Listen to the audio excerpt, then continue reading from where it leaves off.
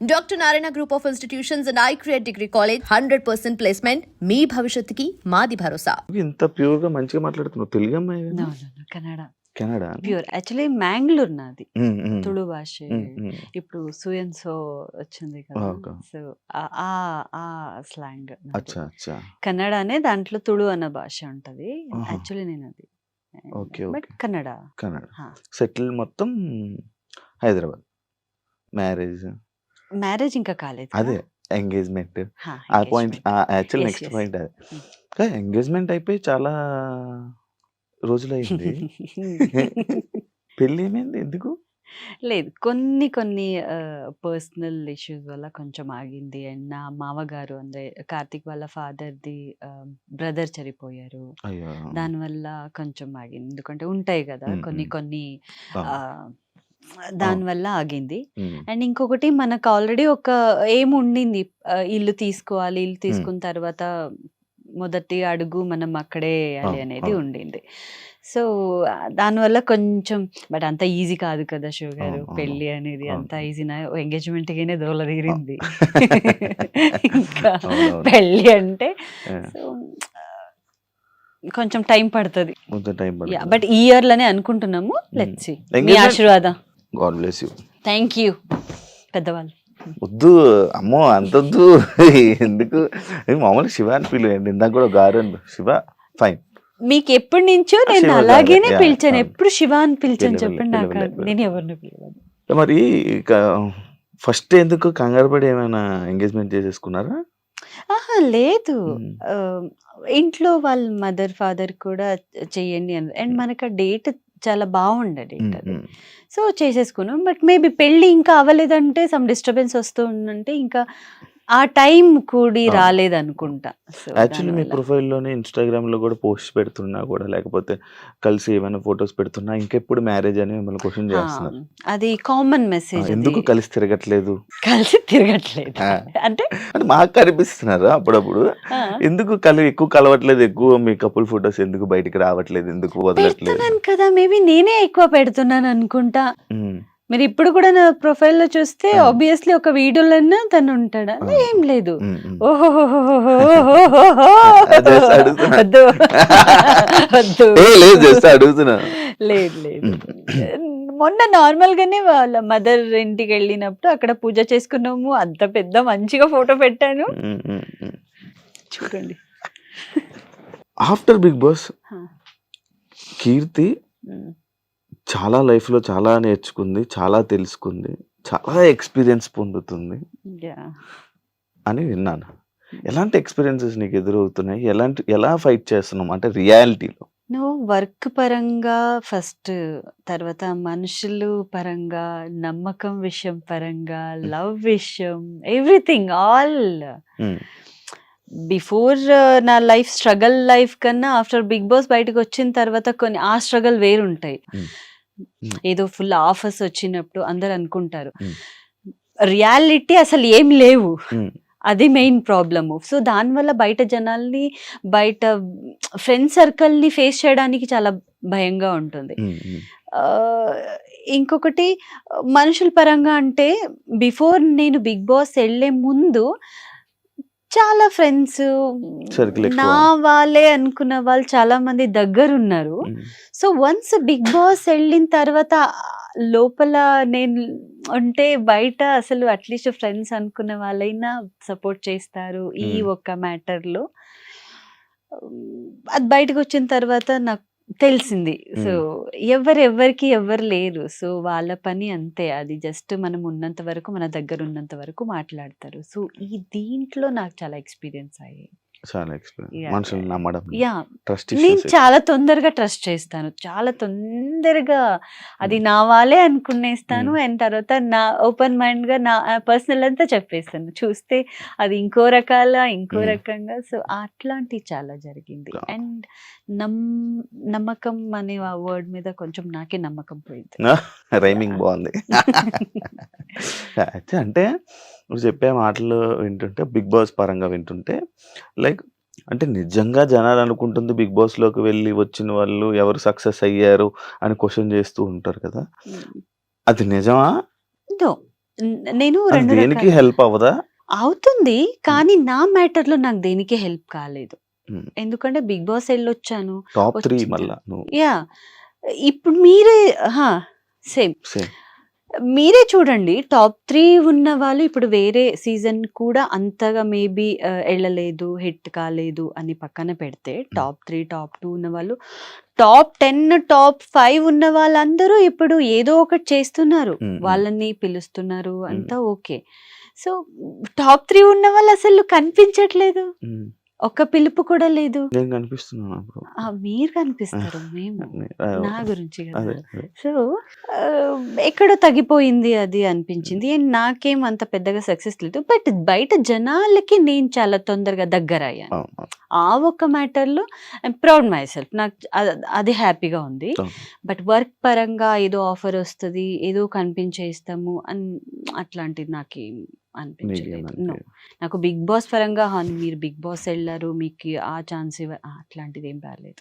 Serials కూడా చాలా నీకు దూరం పెట్టారు కదా? సీరియల్స్‌లో కూడా అలా చాలా ఏం తక్కువ. లేదు. ఇప్పుడు చేస్తున్నావు కదా సీరియల్? ఇప్పుడు ఇప్పుడు నేను కన్నడ సీరియల్స్. అండ్ తెలుగు 2 చేస్తున్నాను. హ్మ్. హ్మ్. ఇప్పుడు చాలా ఒక 6 ఇయర్స్ తర్వాత మళ్ళీ కన్నడకి హ్మ్. ఎళ్తున్నాననమాట. హ్మ్. హ్మ్. సో, సీరియల్ పరంగా నాకు అది ఓకే. ఎందుకంటే 'బిగ్ బాస్' బయట వచ్చగానే మేబీ నేనే ఫస్ట్ పర్సన్ నేను వర్క్‌లో బిజీ అయింది. సీరియల్. నేనే ఫస్ట్ పర్సన్. అవును. వేరే అందరూ ఖాళీగానే ఉన్నారు నాకు తెలుసు కానీ, ఖాళీగా అంటే వేరే వాళ్ళ పర్సనల్ వర్క్‌లో ఉన్నారు నాకు తెలీదు. బట్ ప్రొఫెషనల్ పరంగా ఫస్ట్ నాకు 'స్టార్ మా' నుంచి నాకు సీరియల్ నాకిచ్చింది. ఓకే. వాళ్ళిచ్చారు. నాకది 2 ఇయర్స్ గడిపింది. So, okay. అయిన తర్వాత సీరియల్‌లో బిజీగానే ఉన్నా. మొన్నటి వరకునే అయింది. సీరియల్స్ హ్మ్. నార్మల్‌గా ఇప్పుడు సీరియల్స్ టాపిక్స్‌లోకి వస్తాం. నేను రీసెంట్‌గా చాలామంది సీరియల్ యాక్టర్స్‌ని వాళ్ళని నేను ఇంటర్వ్యూ చేస్తుంటే హ్మ్. చాలా డిఫరెన్సెస్ వస్తున్నాయి అబ్బా! సీరియల్స్‌లో ఇండస్ట్రీలో హా! చాలా డిఫరెన్సెస్ వస్తున్నాయి. దానికి నువ్వు ఏం ఆన్సర్ ఇస్తావో చెప్పు. లైక్ కన్నడ అని, తెలుగు అని. కన్నడ వాళ్ళకి ఎక్కువ ఆఫర్స్. తెలుగు వాళ్ళు లేరు. అందరూ మానేస్తున్నారు. హ్మ్. రీసెంట్‌గా అందరూ బయటకొచ్చేస్తున్నారు. ఇంకా వాళ్ళే ఆఫర్స్ వస్తున్నాయి. వాళ్ళలోనే చాలా జరుగుతున్నాయి అని చెప్పి అని హ్మ్. చాలామంది నా దగ్గరకొచ్చి చాలామంది చెప్పడం జరిగింది. అది ఎంతవరకు వాస్తవం? ఎంతవరకు అది అసత్యం? నో. నో. నో. మేమెలా ఆలోచిస్తామో దాని పైన ఉంటుంది. ఇప్పుడు ఒక ప్రొడక్షన్ ఎలా ఆలోచిస్తున్నారు, మనం వేరే వాళ్ళని, కొత్త వాళ్ళని పెట్టుకుంటే, బయట అది ఎలా ఎళ్తుంది, జనాలు ఎలా యాక్సెప్ట్ చేస్తారు, మార్కెటింగ్ ఎలా ఉంటది, హ్మ్. అదొకటే ఉంటది. ఒక ప్రొడ్యూసర్ అదే ఆలోచిస్తారు. సో, హుహు. వాళ్ళకి కొత్త ఫేస్ కావాలనేది. హ్మ్. కన్నడ వాళ్ళనే తీసుకొని రావాలి. ఎందుకంటే ఇప్పుడు ఎందుకు శివ గారు మనకి ఛాన్స్ ఇచ్చే వాళ్ళే తెలుగు వాళ్ళు కదా! హ్మ్. హ్మ్. అవును. వాళ్ళతో అదుండదు. ఇంకా హ్మ్. బయట ఎందుకు అని. హ్మ్. హ్మ్. సో, హ్మ్. నాకే అలా ఏం అనిపించలేదు హ్మ్. గానీ, సో, టాలెంట్ ఎవరికుంటది వాళ్ళకి అవకాశం అనేది హ్మ్. దొరుకుతుంది. అది హ్మ్. మేము సద్వినియోగం చేసుకుంటాము. హ్మ్. హ్మ్. సో, ఇక్కడున్న వాళ్ళు ఉన్నారు. నాకు తెలిసిందేమంటే ఇక్కడున్న వాళ్ళకి అంటే ఆహ్, పేమెంట్ ఎక్కువ ఇవ్వాలో, ఇంకొకటో ఏదో ఒకటి ఉంటుంది. పేమెంట్ దానివల్ల ఇష్యూస్. మేబీ అయ్యుండొచ్చు. హ్మ్. ఇది నా అజంప్షన్‌లో చెప్తున్నాను. హ్మ్. ఇది హ్మ్. ఇదే రైట్ అని హ్మ్. చెప్పట్లేదు. హ్మ్. నాకు తెలిసింది చెప్తున్నా. ఆ! సో, బ నా వరకు ఏం లేదు. టాలెంట్ ఉంటే ఎక్కడైనా అండ్ ప్రొడక్షన్‌కి మెయిన్ ఇప్పుడు అంత అమౌంట్ ఏస్తున్నారు. నాట్ ఈజీ థింగ్ ఒక సీరియల్ గడపడం అంత హ్మ్. డబ్బులు పెట్టి ఒక సీరియల్‌ని రన్ చేస్తున్నారంటే, వాళ్ళు కూడా కొన్ని దాని మీద ఎక్స్‌పెక్టేషన్ అనేది ఖచ్చితంగా ఉంటుంది. టీఆర్‌పీ పైన వాళ్ళకి మనీ రావాలి. హ్మ్. మళ్ళీ హ్మ్. వాళ్ళు దాన్ని రన్ చేయాలి హ్మ్. కదా! హ్మ్. హ్మ్. సో, వి షుడ్ రెస్పెక్ట్ అంతే. హ్మ్. హ్మ్. ఈ కన్నడ బ్యాచ్, తెలుగు బ్యాచ్ వద్దు. ఆల్ మేమందరం ఆర్ ఈక్వల్. మనుషులమే.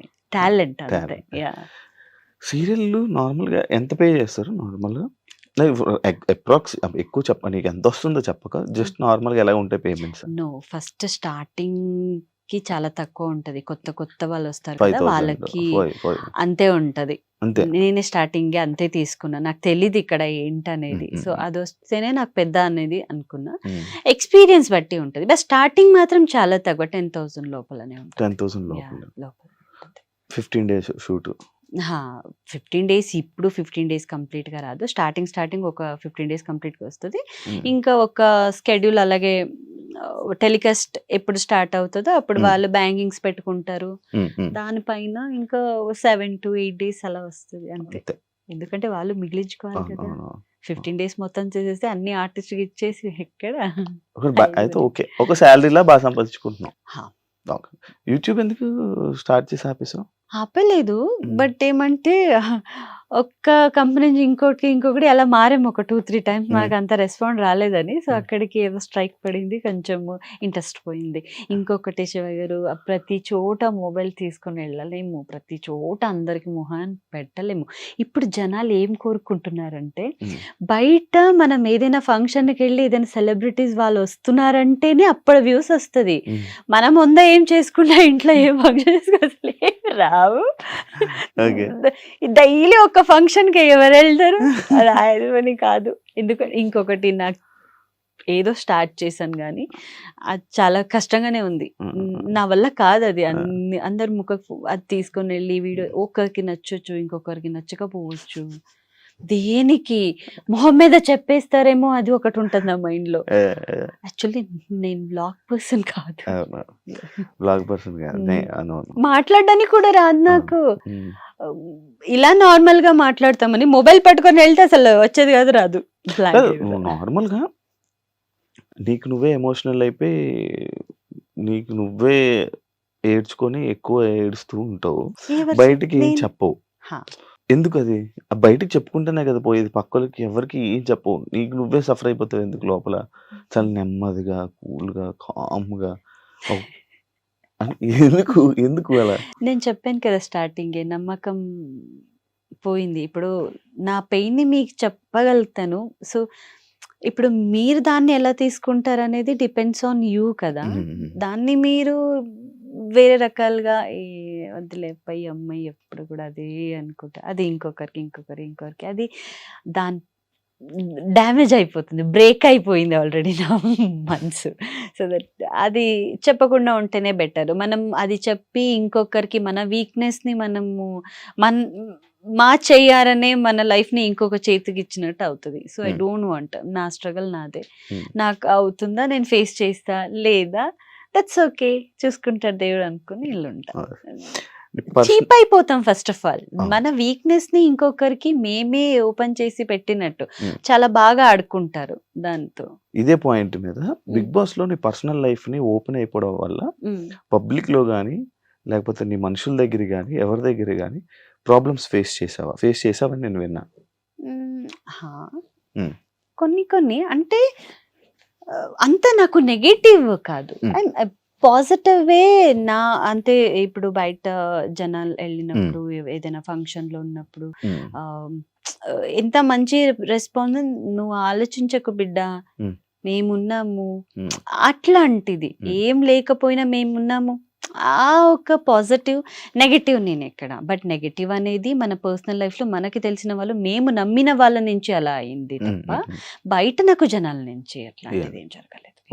పెంచుకుంటున్నా బాబు ఎలా తెలీదు కదా, ఆ పాప చనిపోయింది కదా. అవునా? బిగ్ బాస్ వెళ్ళే 2 days ముందే పోయింది. ఓకే ఓకే ఓకే ఓకే అవునా? నేను నాకు ఇంకా ఉన్నారు, ఇంకా ఇది ఉంది అని అనుకుంటున్నా. బట్ నేను పిల్లల్ని ఒక 3-4 members ఉన్నారు, చదివిస్తున్నాను. బట్ ఓన్ గా అదే లాస్ట్ అని అనుకున్నాను, ఎందుకంటే చాలా మైండ్ పోయింది. ఎందుకు స్లోగా మాట్లాడుతున్నావు? ఆ ఒక్క మ్యాటర్ వచ్చగానే మైండ్